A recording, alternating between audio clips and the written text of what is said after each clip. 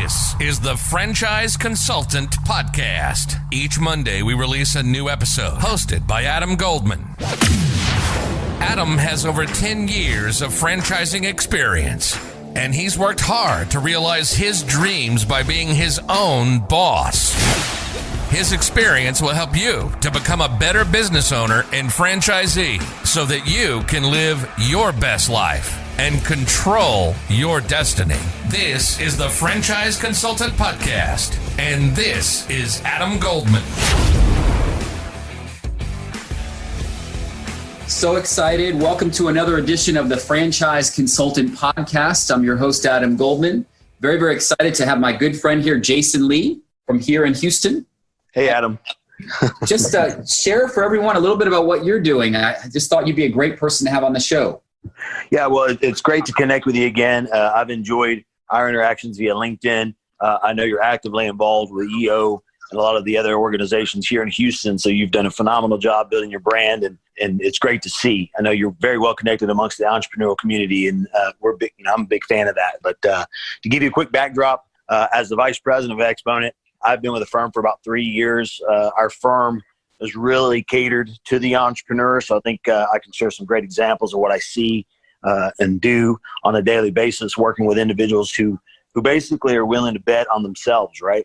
People who have decided that they're no longer going to put their success in someone else's hands, but they want to take control of that success for themselves. And so, my clients range all the way from people who do have franchises as part of their portfolio to, individual entrepreneurs, to people who run and own and operate, a couple $100 million companies. So, and I get to see the best of both worlds, the bad and the good. And so my personal journey was one of corporate America, kind of executive. And I say corporate, I was in the retail sector. I grew up running health clubs, connecting people, serving. Really started out as just a little, young guy in a gym, and ended up running multiple units, getting addicted to the corporate paycheck for a long time, thinking that was a great thing. And then I got my first taste of private equity ownership, what that felt like, the lack of people connection, what started to happen from that, and then the fallout even to our paychecks and to the people. And when it became about profits and not people, I lost my taste for it and decided to branch out, try new things. And that's ultimately what led me to here. So I've been an entrepreneur for about the last 5 years. That's great. That's great. And Jason, what are you seeing right now in the Houston market or in general when it comes to layoffs? And what's your take on the current economic environment right now? Well, it's evident. And I think because of the energy sector across, anything outside of industry, this is something that's paramount. We've never faced, the closure of just so many businesses. This is new. Energy loss has never been new. I think oil and gas has had its ups and downs over the last, ever since it started. But, so that part is not new. But the compounded effect of the lack of travel, people burning up fuel, and then people not being able to get out of their houses have been pretty damaging. But I'm also seeing the potential and opportunity that exists as I think people are going to see and have a chance to break through and really expose themselves to something new. You're seeing people pivot. You're seeing this social media environment of new levels and ways of communication. So that part's getting excited. So I think there's probably never going to be if there's ever been a time to branch out and explore and try new things. I believe that this is probably going to be one of those times for those people who are just done with someone else determining their destiny and willing to go out and do something new. I think this is going to be a great time for that. So you realize this kind of goes against conventional wisdom, right? If you look at the media and everything else, people would say now is a horrible time to start something else, bunker down, go into your house. Is now a good time to investigate and maybe even start a business, do you think? Well, remember, if you're going to start a business and you're going to start laying the foundation, that's going to happen over the next few months, right? You're not going to sign up and tomorrow you're out running your new business, but perhaps you're using this additional time to get familiar with businesses, to get familiar, do some soul searching, right? Some diving, some investigation into what it is that you want to do. So, perhaps you're sitting there going, well, I know I got laid off. I don't think now there's millions of other people fighting for the same job that I had. Perhaps it's a good time for me to start pursuing, real estate, mortgages, franchise concepts. What am I passionate about, right? Maybe shifting gears to no longer have a job, but actually have a career, or, no longer have a something that, pays the bills, but something that feeds your soul. This is a good time to really start looking internally about why you're here on earth and what you're trying to go do with it. And then perhaps break into a new marketplace, something that you always wanted to do, but you just need an excuse to do it. Great. And Jason, one of the things that I'm really, really impressed by with you is just how involved you are in the community. You told me recently about something that you have going on Facebook. Could you elaborate about that? I with the desire through Facebook, where I kind of don't really advertise my business. It's really more about me as a person, but I believe people are drawn to the human component of who you are. And for us right now, it's trying to bring clarity to that. And so I wanted to create a platform that I'm going to do over the next 30 days, really bringing guys like yourself, industry experts, entrepreneurs who have, I'm using the term breakthrough because they broke through barriers or obstacles. Most of the guys and gals that I know that are running and or have created something, it's because something happened that forced them to step out of their comfort zone. And so, and right now, there's some really key fundamentals from financial literacy, right? So this is a great time to learn and understand how money works, how to restructure and organize your finances to go out and fight the good fight of the entrepreneur, to also learn and pick up, certain skill sets, or where do I want to go? So I'm going to bring on real franchise owners, guys who started the concepts, to share their story. I'm going to bring people like yourself who work with nothing but entrepreneurs out, and really similar to what you're doing with your podcast. The idea is to help people who are stuck potentially gain access to resources that might inspire them to do something great. And so, I'll be doing that over the next 30 days to really try to help bring awareness both to my peers who I know that bring great value, but also to serve individuals who are potentially stuck or feared or driven by fear right now. And we want to help them get over that. Talk to me a little bit about some of the friends that you have in Houston that are having some sort of fears. Could you share some stories about what you're seeing specifically from them right now? You said fear or having success? Or fears. Oh, yeah. I can say specifically, if you're talking about friends or people who are faced with that, I know that my wife is in oil and gas, and so a lot of her friends are in oil and gas, and they've all been impacted by it. And so what happens is a daily daily dose of this negative environment and doom and gloom, where if you were to look at that as a singular focus, meaning I'm only going to stare at my current industry, then you would say, this doesn't look so good. But I'm arguing and challenging those same folks to say, perhaps you're not thinking outside. Perhaps this is a chance for you to think outside that. Do you really love what you're doing, or were you just comfortable doing what you're doing? Because I think that's really what most of them are afraid of. They hear, here's a good example. Perhaps if you have ever considered getting into real estate, you might say, but the housing market's going to be messed up.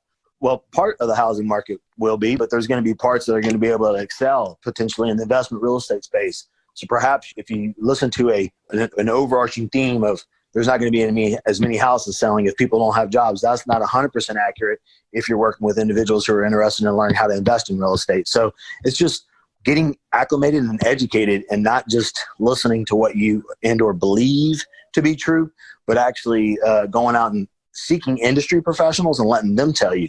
And trust me, if you call somebody who's an entrepreneur and they're having success, they will answer the phone.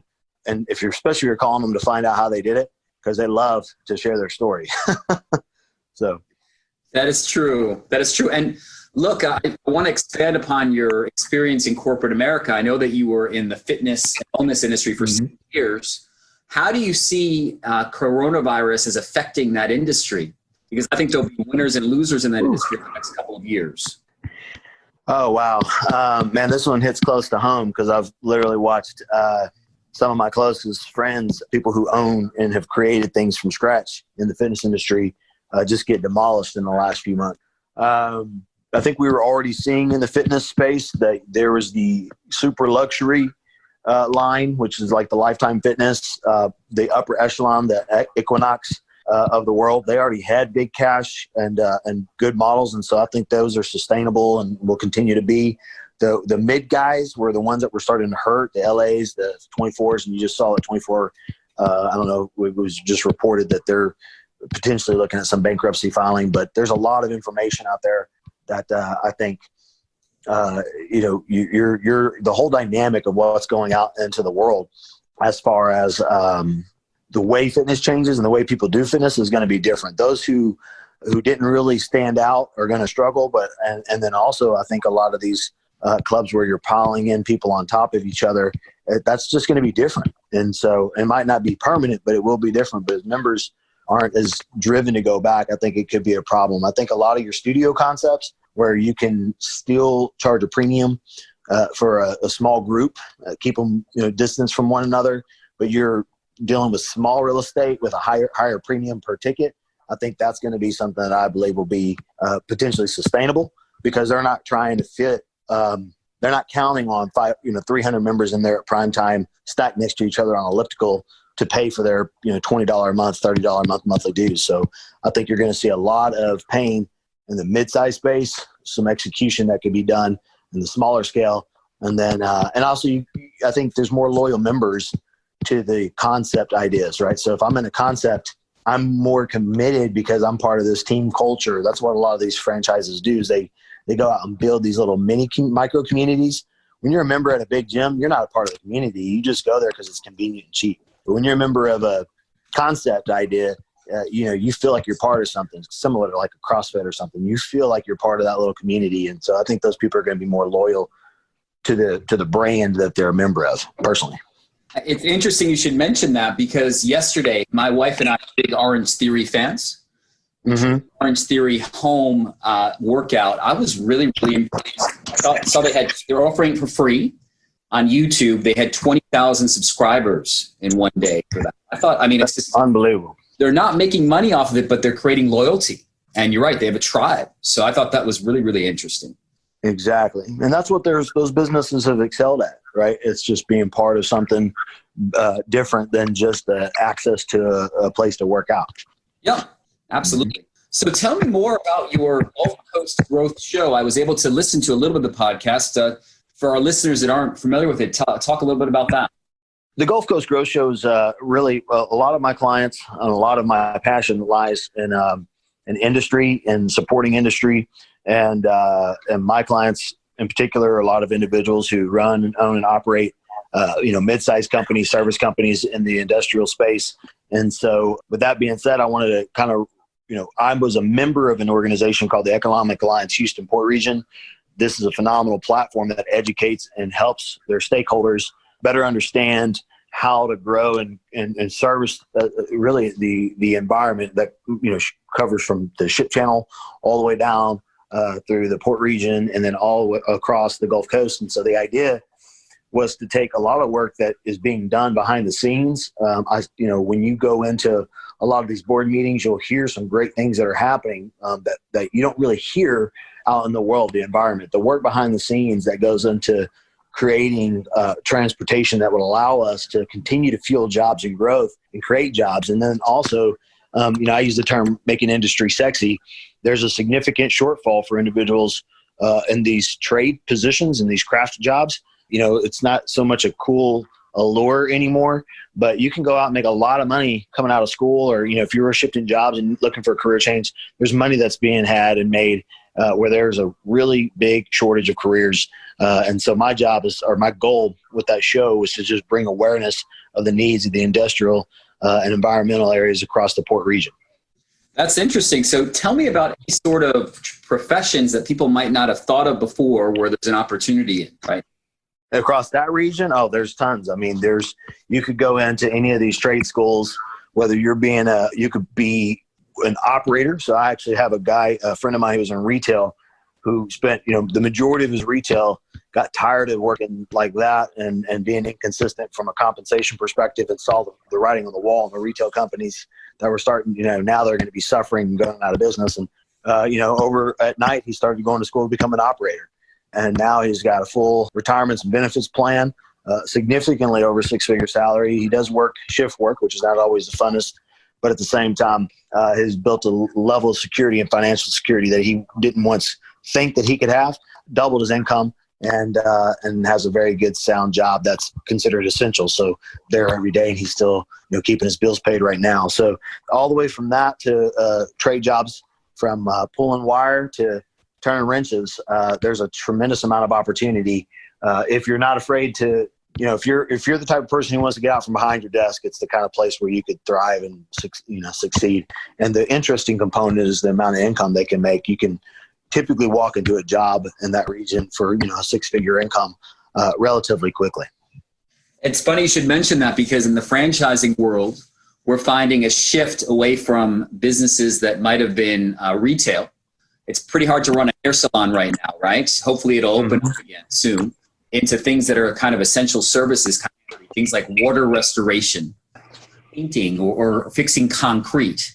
And so I'm seeing, or even tree trimming. I'm seeing lots of interesting trends in that space right now. Just, it's interesting how things change and shift so much. That's one thing I'm noticing. I'm telling you right now, if I was going to go and get into business for myself, I would be looking at all these essential businesses, and then I would make a list of who do they never, who, no matter what happens, who's got to get up and go to work, because that's people are going to make that decision going forward, right? And so, and it's interesting to me that there's franchise concepts that allow that. What a great opportunity! Yeah.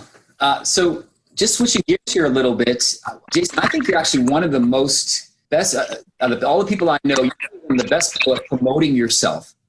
And I think you're really, really good at marketing. And a lot of the people that are listening to this podcast are people that are either thinking about starting a business, have already started a franchise business.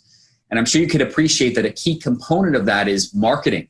Yourself and your business. Do you have any tips for that about how best to promote yourself or your business? Absolutely. So mine's rather unique because promoting my business was more complicated because of the fact that I'm with regulatory licenses and things. I have to be mindful from a compliance perspective. So I use the term be so visible and help people become so aware of you that they absolutely want to know what you do without you telling them what you do. and that's really kind of been my objective. And I appreciate the compliment, by the way. But really, it's just a matter of having a sincere desire to really know other people. If you're not passionate about whatever you choose to do and passionate about people, marketing is not going to come naturally. So, but if you're passionate about, let's say you sign up for this franchise concept, you get enthused about the franchise concept, that you have to realize that's now you. Meaning, whenever you go to church, whenever you go to the store, wherever you go, you don't clock in and clock out from the franchise business. And so people, if you're the mosquito business guy, they need to know you as the bug guy. It might not be sexy, but you got to be the bug guy everywhere you go. And it doesn't mean you dress around in a costume saying yourself the bug guy, but your moral compass, your communication style, the things that you're choosing to do, those things you can go out and brand yourself to where people are drawn to you and want to have questions about what you do and how you do it. And then they go, wow, okay, that's the bug guy. That's the person and they immediately are drawn to you and your services, as opposed to the 14,000 different ads that they get coming through their channel. So always, my wife, she laughs at me because I say we always have to be on brand, right? So being on brand is before you push send, before you do anything. And I'm not flawless here. I make that mistake, but I usually, even in my own backyard or wherever, it's, before you go to the store, before you go do this, we got to make sure we're buttoned up and good to go, because I'm in business for myself. So I want to make sure I'm always looking the part and trying to deliver on that. And so trying to do that and being authentic are the things that I would recommend, is that you have to make a commitment to marketing as not, I'm marketing my business. I'll give you a good example. These big companies right now are through social media trying to tap into certain channels, and all their stuff gets drowned out because they're putting these charts and these things out and these graphs and trying to talk about the business. Well, people aren't even connected to that. But a sincere person running a business that's in the fight, doing things, trying to help serve others, post a raw, authentic message about the work that they're trying to do in the community, and they're going to get 10 times as many views as the interesting chart and graph from the big box retailer or company that they sent out from their social media channel that literally looks like an ad. So it's learning to get beyond that and connect to who you're trying to reach, and do it by being personable and authentic. Thank you so much for that. That's great advice. And you actually triggered a thought when I was in the office cleaning business, one of the people that I thought was the best salespeople, a guy by the name of Sean Iverson in San Antonio, looked the part like Mr. Clean, right? He did and said he called himself Mr. Clean, even looked like the guy on the bottle. And he actually used that to his advantage. He became the commercial cleaning guy. So it just totally resonates with what you're saying right now about being a personal brand and everything else. Jason, I really like the people that I'm talking to on these podcasts to let people know how to get a hold of them. If people want to get a hold of you, how would they get a hold of you? The easiest way to reach me is, you can contact me directly at jlee at smartgrouphouston.com. That's smartgrouphouston.com. But really the best thing to do is just follow me through LinkedIn. You can always find me at Jason Lee. Our company's name, Exponent. It's easy to find us through LinkedIn, and then just reach out to me directly. That's really what I would recommend. Thank you so much for being on the show, and it's so great talking to you today. Thank you, sir. Adam, we appreciate all the hard work that you're doing to help people create new opportunities for themselves. Thank you. Thanks for listening to this episode of the Franchise Consultant Podcast. We hope you've gotten some useful and practical information from this show. And if you enjoyed this episode, please subscribe, give us a rating, and leave a comment on iTunes or wherever you listen to your podcasts. Explore great resources on our website, FranchiseCoach.net. And if you'd like more content regularly, follow us on LinkedIn or Facebook. And hey, be sure to listen next time so you're able to realize your dreams.